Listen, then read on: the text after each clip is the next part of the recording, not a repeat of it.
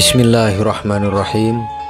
Assalamualaikum warahmatullahi wabarakatuh. Alhamdulillah para mitra, geuningan urang tiasa tepang dangu deui dina neraskeun hanca dongeng nyaeta anu mantun lalakon Jeujeur Awi Pasaran Anyar dina seri K18 nya para mitra. Alhamdulillah urang ngareuyeeh weh kitu tah. Nang ku kituna sateu acana ieu dongeng teh lajeng dipedar sim kuring encing Adnan nyuhun dihapunten tina samudayaning kalepatan utamina dina undak usuk bahasa boh dina cara carita pangucap sareng sajabina oge teu kakantun manawi bilih aya anu ninggang samina dina nami tempat gelar sareng sajabina nyuhun dihapunten sabab ieu mah mangrupikeun cariyos fiksi anu direka ku sim kuring diproduksi ku PT Poras Rekor nya.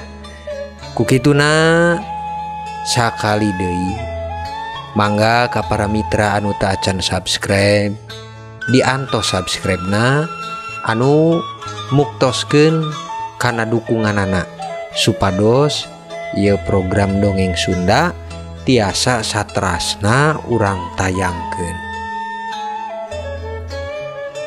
Para mitra kaum dangu, kukituna supados tong nyangkolong teuing kana waktos mangga urang dangukeun deui wae lajenganana cumarios Jeujeur Awi Pasaran Anyar dina seri K18.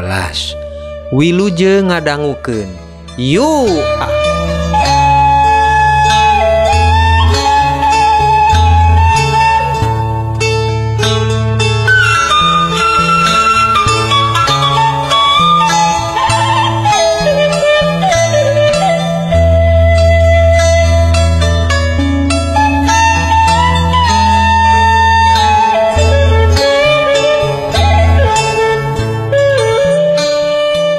Mitra kaum dangu, ijang nu ngadangu kajujuran manahna jaka asa teu bisa narima. Nanging disatukangeun ijang oge teu bisa kumaha sabab dibahasakeun eleh ti heula bongan saha teu balaka. Pamikirna bingung ku antawis dua hal. Kahiji ngaraos jaka batur nupang deketna moal mungkin kudu nurih rasa hate babaturan deketna. Kadua da memangna leres ijang oge gaduh rasa nu sami sapertos jaka kanyi Sekarwangi teh. Nanging teu mungkin mun tibatan kedah ngaruksak kana tali babaturana salami ieu jeung si jaka. Janten ijang wios keneh ngelehan maneh kitu bahasana dina jero manahna ijang para mitra. Ih Jak, sae pami kitu mah wajar wae da maneh lalaki anu pasti hakna ngaran resep atanapi bogoh mah komo pisan kanyi Sekar nu geulis kitu. Nanging kedah kumaha cara uing mantuan maneh atunya Jak. Kocapna ijang nu cobi nimbunikeun rasa dihareupeun jaka. Padahal mah asa berat hatena pikeun nyarios kitu dina ayana. Nya justru kitu Jang, uing bingung euy. Jadi inti nama kahayang teh gede ieu teh uing teh hayang ngamilikan manehna ngan teh nyaho carana kedah kumaha tah Jang. Pokna si jaka nu masih ngagoler bari dina pikiranna mah masih kabayang keneh kana rarai geulisna Nyi Sekarwangi para mitra. Teu dicatur nu langkung lami waktos teu karaos majeng ka jam 3 peuting seak langitan isuk beuki katara nu nandakeun majuna wayah sakedapan bakal jol papanto subuh nu bade nyaurkeun ka sadaya kaum di alam dunya yen waktos geus nyerelek ganti. Ijang jeung jaka harita mulai karasa tunduh dugi teu karasa dua nana kasarean dina dipan tukang nu jadi panggok obrolan maranehna.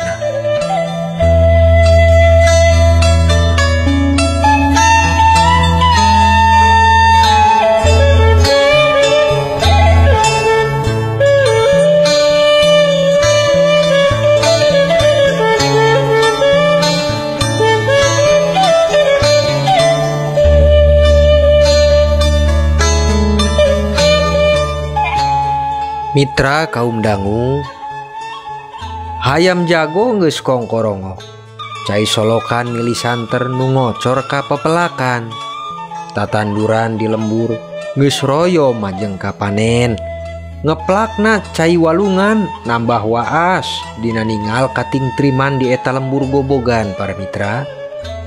Lilana cumarita urang singkat ku galur nunuturkeun kana ieu dongeng. Dicarioskeun para mitra geus langkung ti 5 sasi kahirupan Ijang teh robih ti satadina nu satadina gubug geh reot panghasilan teu sabaraha janten benten sareng ayeuna.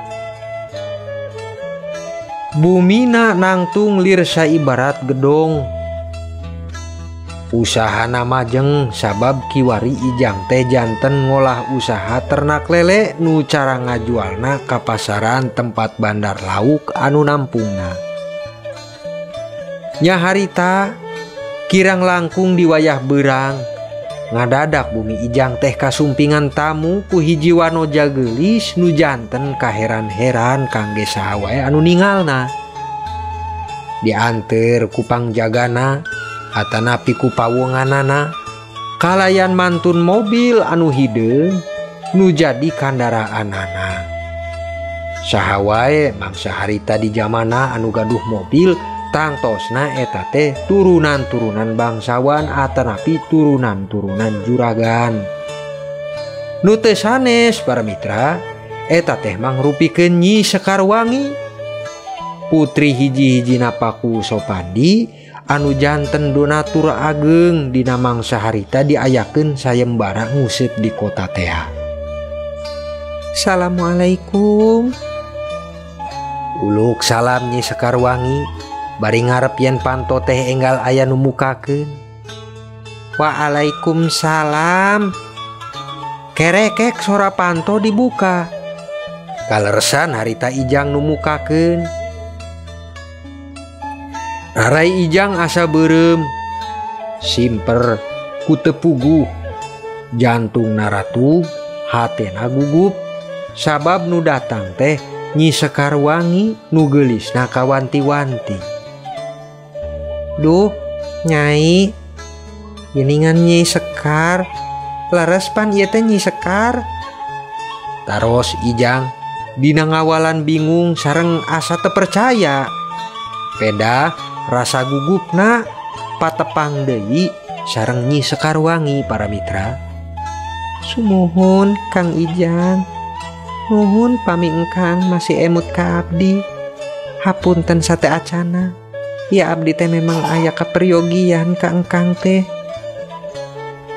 Tembal Nyi Sekarwangi bari harita lebet ka jero bumina Ijang anu anyar. Kaleresan Nirutmi oge nuju nyangu di dapur tukang.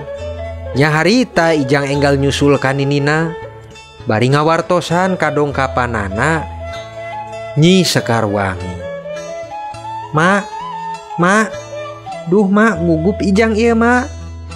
Gugup, ayo gerak mak, karep mak enggal sadiakeun anu aya mak.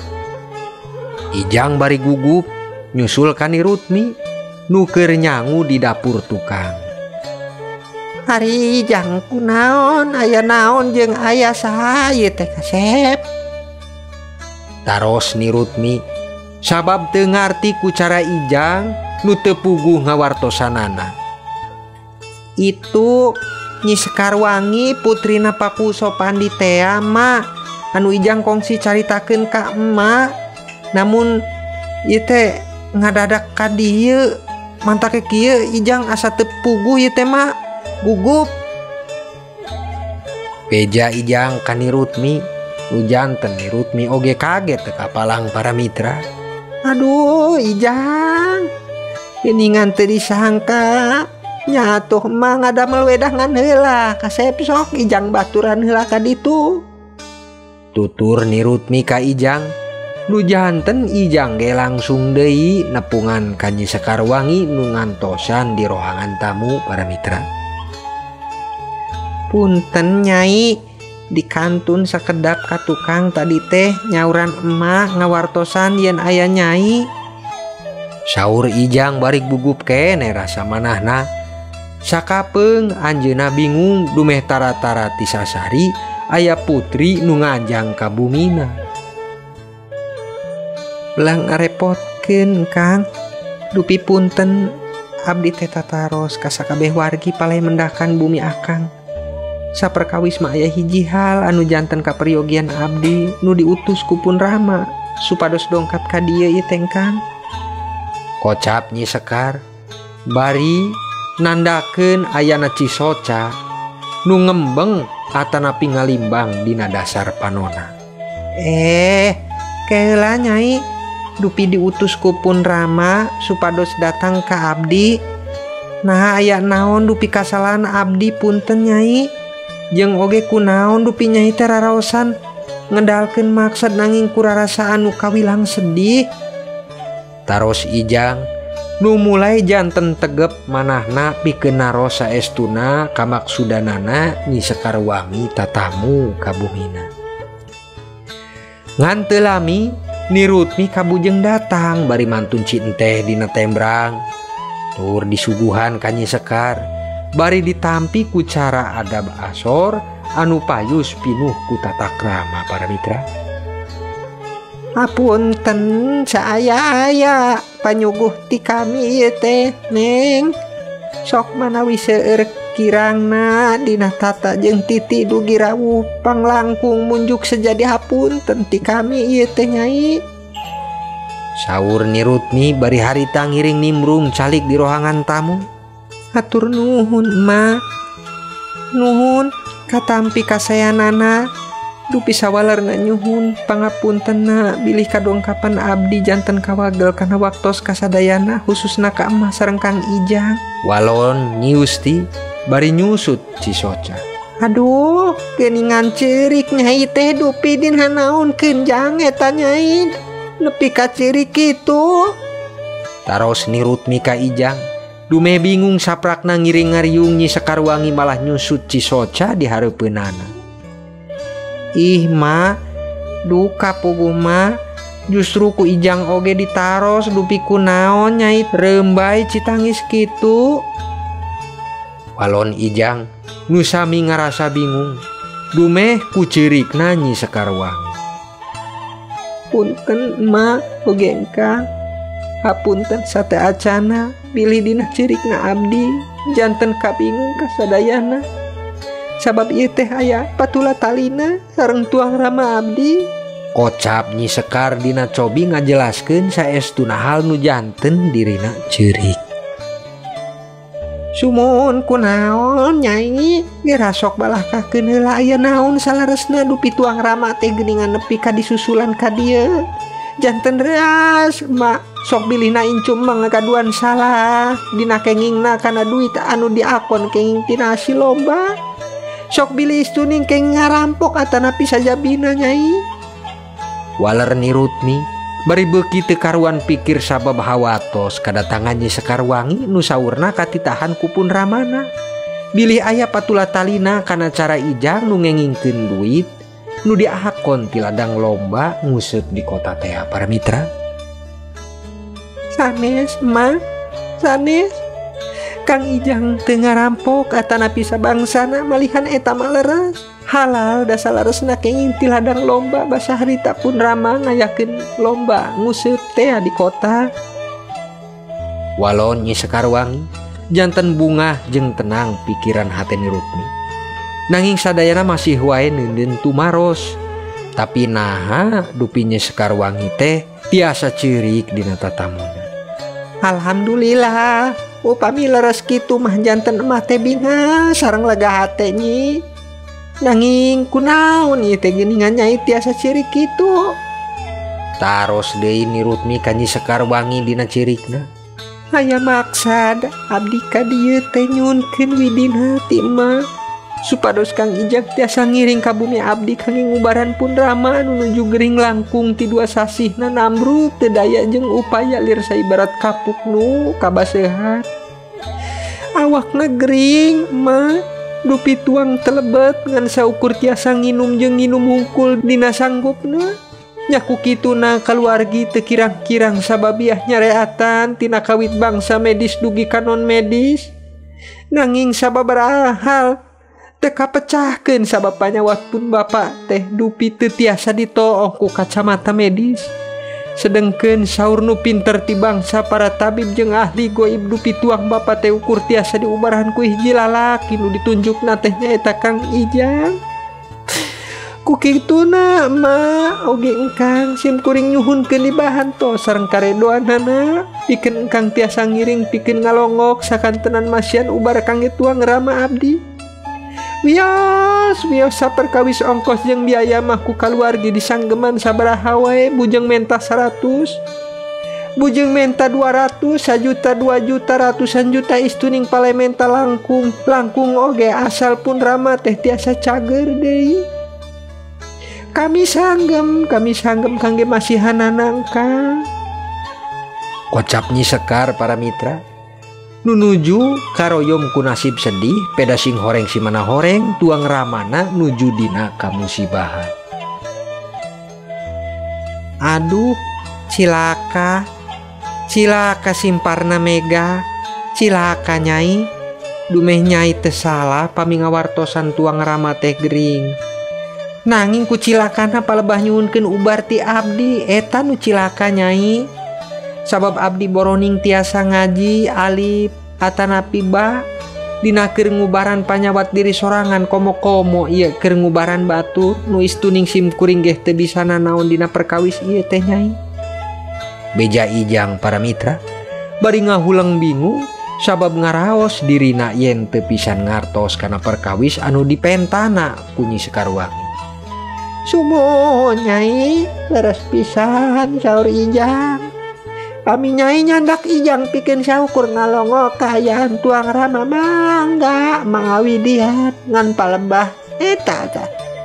Masihan ubar asa jauh tisangkaan Nyai. Sabab mageh terang yen tuang incu teu gaduh kaalian dina perkawis ngubaran. Tembal Ni Rutmi turut ngalereskeun kana naon anu dikocapkeun Ijang. Duh Kang, panginten ulah sok kitu. Abdi percanten Kang kana pitulung Gusti numur beng alam da syariat mah kamana wae hakikat nu nyagerkeun mah pangeran urang. Kuring tulungan Kang teu kiat lami-lami komo kedah kalingitan tuang Rama. Ayeuna engkang anu geus jadi harepan kaluargi abdi tulungan abdi Kang. Wios abdi kedah sembah sungkem ka mah sareng akang asal akang tiasa ngaluyon pamenta abdi di palebah dieu Kang. Wales Nyi Sekarwangi dina nyuhunkeun supados Ijang tiasa ngaluyuan pamentana nyaeta pikeun ngubaran tuang Ramana. Duh Nyai, hapunten pisan. Da akang teh bingung kedah naon nu dilakukeun akang ke di ditu sabab teu pisan ngartos dina palebah dinya. Sakecelak satete sarapalan oge teu pisan akang mah ngertos diajar dugi kiwari Nyai. Janten bilih ngecewakeun ka kaluargi Nyai. Bilih janten pika sengit pika ngewa pedah abdi teu bisa nyagerkeun sabab da memang lersim kuring teh bodo balelol dina perkawis kitu mah Nyi. Ijang ngawaler deui bari bingung teu manggih tungtung nanging Ni Rutmi melang teu kapalang dina ningal Nyi Sekarwangi nu tita tadi nangis cirik balilihan ku ngarandapan kasedih. Nya geus Jang ayeuna mah kieu we. Sok geurang ngiring we lah Ijang ka ditu. Panginten ku dongkapna Ijang ka ditu tiasa ngagedekeun kakiatan khususna pikeun tuang Ramana Nyai. Umumna ka kaluargi Nyai dumeh nu diantos tiasa ngiring sapertos panghareupan maranehna. Nanging kana perkawis ubar mah saena Ijang balaka wae engke di ditu nya kasep. manawi jeung manawi tiasa katampi mun Ijang parantos jujur. Hiji cara pikeun janten kasalametan Ijang dikahareupeun supados teu dipikangewa ku sararea dumehna urang mah tos janten jalmi nu jujur. Kocap ni Rutmi, nu janten bingah pikeun Nyi Sekar Wangi. Sabab hartosna Ijang bakal tiasa ngiring ka bumina pikeun masian ubar kapun ramana nu nuju gering ripuh teh para mitra. Tapi mak, asaan Ijang teu laluasa teh mak. Peja Ijang bari bingung, ngagindah gulanggung tingkah bari gagaro leutik kana bungukna. Bismillah we kasep sing pamugi redo Gusti nyarangan Ijang sapinuhna ti saprakna angkat dugi ka wih deui ka bumi. Beja ni Rutmi nu ngajugjug ngagedekeun hate Ijang dina harita. Nyatos Nyai, panginten da ieu mantos janten doa ti emak. Mangga urang cobian ngalongok Bapa Nyai di ditu. Pamugi we Allah nyarangan kana doa paminta urang sadaya supados kenging ubar kangge pun Bapa Nyai. Peja Ijang nu janten regreg kabunga hate Nyi Sekar Wangi. Nu dicaturkeun harita Ijang kersa ngaluyuan angkat ka bumi Pakuso Pandi kalayan sakumaha nu dipentak ku Nyai Sekar Wangi para mitra.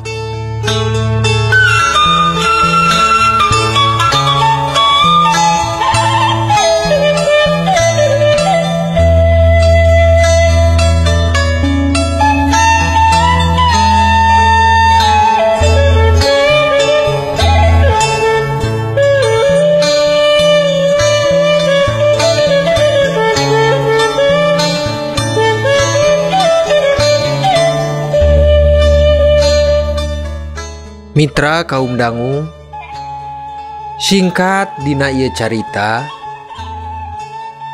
ieu Ijang sareng Nyai Sekar Wangi kantos dugi bumi Pakuwuso Pandi. Memang leres saur carita yen tuang ramana nuju teu damang malah pikahariwangeun para mitra. Nanging harita Ijang teh bingung.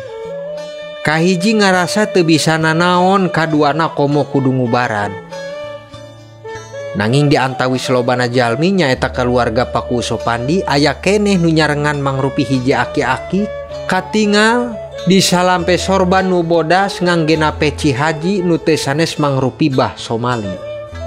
Hiji sesepuh nu linggih ti Gunung Bitu mangrupi kaceluk sakti ku elmu hikmahna. Itu gering parantos dokap nu diantos-antos teh. Bangga kasih. Sokena tembo ka dia. Dupinganan syariat tobi we. Atu da ubar mata kedah wae tinu sepuh ari jodohna kedah aya. Dinu sahandapeun mah pasti kasaksen. Ari eta geus janten karedoan Gusti mah. Sapa Bah Somali bari nyanggakeun pangcalikan pikeun Ijang nu nembe dongkap. Di aping ku Nyi Sekar Ijang jurut calik bari ratuk jantung. Sabab ku kitu nama nu nuduhkeun supados neang ubar ti Ijang oge teu aya sanes Bah Somali. Siga-siga Bah Somali geus terang welan pisan istuning jalana parantos kitu kedahna para mitra. Assalamualaikum Bapak. Dupi masih tiasa ngadangu Bapak kuwu teh sora abdi. Ya abdi Ijang nu kenging lomba nguseup tea. Sapa Ijang dina ngawalan salam ka Kuwuso Pandi. Nanging Pakuwu sanes teu nembalan da memang saleresna harita panyaot Pakuwu teh leres pisan dugi ka ngajantenkeun kaku baham oge pikeun Pakuwu tiasa nyarios para mitra. Urenemna sora Pakuwu nu siga palai ngomong nanging kaku teu bisa jelas ngaluarkeun sora. Kitu geuning Kang Ijang, dupi pun Bapak teh tulungan Kang supados tiasa pulih deui sapertos piahara bihari. Sangkan waras jati waluya deui Kang. Nyi Sekar tembal panganteur ka Ijang dina nyuhunkeun tulung supados saenggalna tiasa ditulungan. Asep, Ijang anak abah sok geura ditilik gitu. Sok, pilih doakeun mangga doakeun. Sok jampean, pakubu teh supados waras deui sabertos urang-urang kasep. Bah Somali ngawe enggal pikeun Ijang dina ayana nu kedah masian ubar. Beuki dieu Ijang ngarasa bingung sabab dipeped. Tong dilami-lami pikeun nyandak kaputusan nu diantos-antos ku sadayana. Dugi ka harita akhirna duka datang kerteg di mana nalikana wae Ijang teh wanter nyarios dina lalakonna para mitra. Mangga Abah, mangga Nyai, mangga sadayana. Sok disaksian ku sadayana kalayan cepil anu teu katutup. Istuning dina danget ieu simkuring bakal ngadoa. Meredih sabisa-bisa ka Allah anu maha kawasa. Pikeun nyuhunkeun dipangcageurkeun deui paku Sopandi anu nuju kenging cocobi.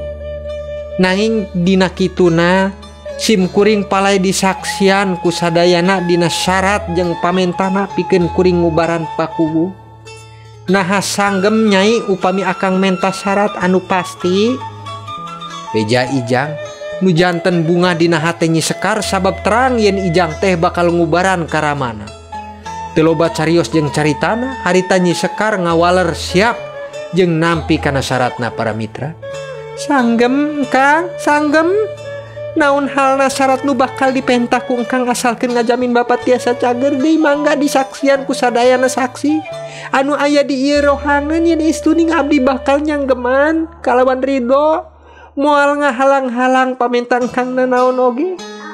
Tembal Nyi Sekar nu janten yeuna hariwang ka sadayana nu nyaksian kalawan ikrarna nu teu dihahalang para mitra. Nuhun Nyai, pamileres kitu sareng akang percaya Nyai moal bakal sulaya.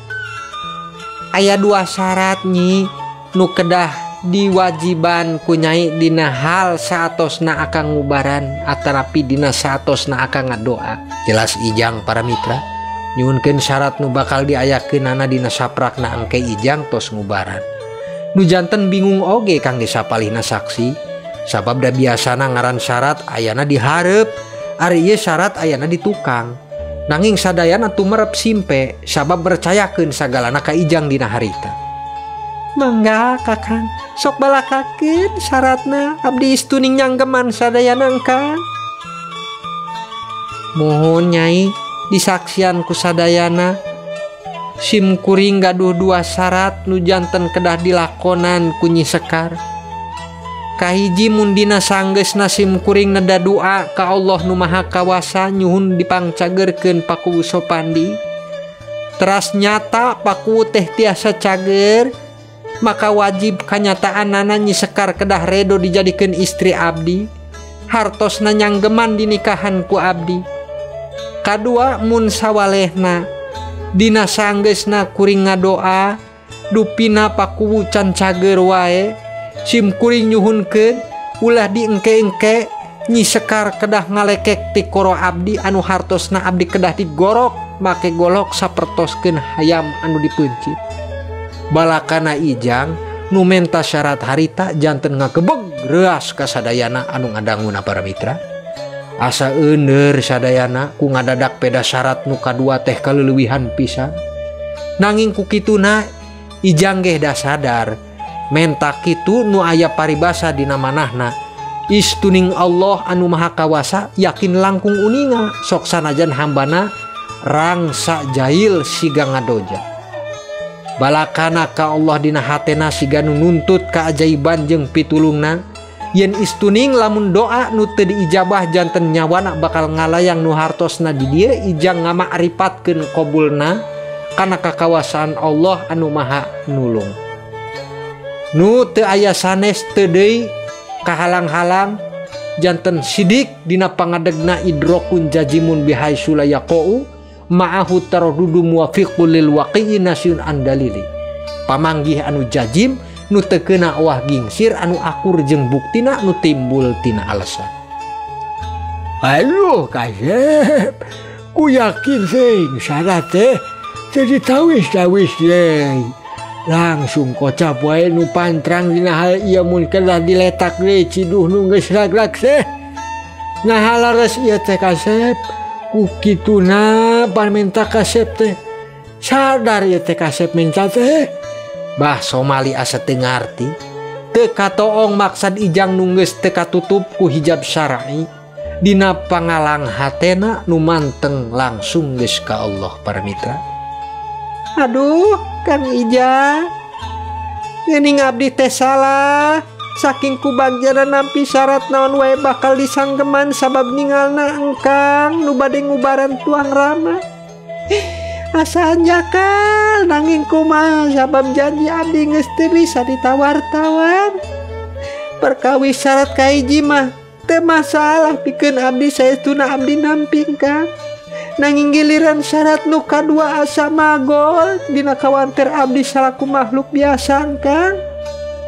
Tembal oge nyi Sekar nu ngarasa teu bisa kumaha-kumaha sabab kasanggupanana geus kasaksen ku sadayana para mitra. Nanging nya kitu daek teu daek sim kuring nyanggupan. Sabab pantrangan oge pikeun kuring mun kedah sulaya kana janji jeung sabangsana. Tuturna deui nyi Sekar nu akhirna nyanggeman ku istuning kocapna nu geus kapalang. Sae Nyai, ku kituna ayeuna keneh sim kuring bakal meredih ka Allah. Nyuhunkeun kana kawasana pikeun nyageurkeun deui pun Bapak Nyai. Bismillahirrahmanirrahim. Para mitra kaum dangu, harita Ijang langsung meredih ku cahyaning wening sajujur pasraheng ati. Nyerahkeun sadayana ka Allah anu kawasa dina doa nu panghalus-halusna doa. Nu ditutup ku Rabbana atina fid dunya hasanah wa fil akhirati hasanah wa qina adzabannar. Kitu deui diaminan ku sadayana jeung harita keneh eta paku Sopandi sanes malah janten mendingan atanapi sakinten nu aya malah nengnong ieu para mitra. Aduh hapuntennya dongengna kabujeng nengnong. Insyaallah urang lajengkeun deui wae ieu cariosna dina seri ka-18. Sim kuring cing Adnan salaku tukang ngadongeng nyuhun pangapunten kana samudayaning kalepatan. Sapunyere pegat simpai paturai patepang deui. Wassalamualaikum warahmatullahi wabarakatuh.